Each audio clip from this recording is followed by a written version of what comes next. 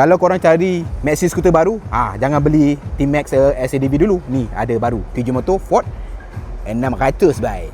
Jom. Yes, ini adalah satu lagi option Maxi skuter yang bakal masuk dekat Malaysia. Ini adalah China bike. Ini adalah bakal menjadi pesaing bagi Kymco AK550, T-Max 560 dan boleh juga dikatakan XADV 750. Overall look dia macam mana? Handsome tak? So macam biasa dia datang dengan motorized windshield yang agak besar, telinga capang yang agak besar, signal dekat dia sini, dekat depan ni macam biasalah ada dashcam depan dan juga belakang.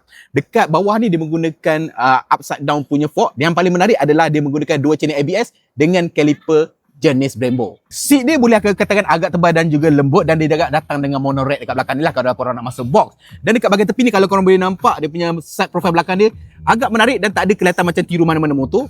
Exhaust dia Ford 600 dan kalau korang boleh nampak dekat bawah dia menggunakan brake caliper Brembo juga again dekat belakang. Dan walaupun namanya adalah Ford 600 tapi cc sebenarnya adalah 550cc, more than enough dah tu. So engine dia dekat mid dekat sini dan dekat belakang ni dia menggunakan monoshock ala-ala macam TL508 guys.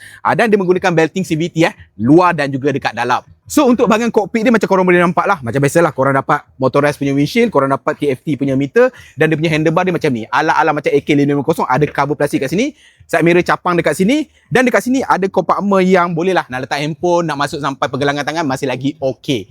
Macam keyless jangan dilupakan.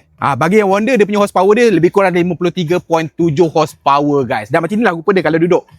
So far taklah besar sangat, lebih kurang macam T-Max macam AK550. Ya, ada rasa berat dia. Of course, Maxi skuter level 50cc lah. Tapi macam mana rupa dia? Okey tak okey?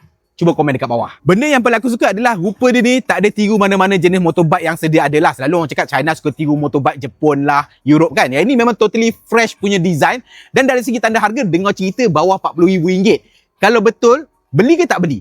Lagi murah daripada TL508 ni. Macam on tak on QJ Motor Ford 600cc ni?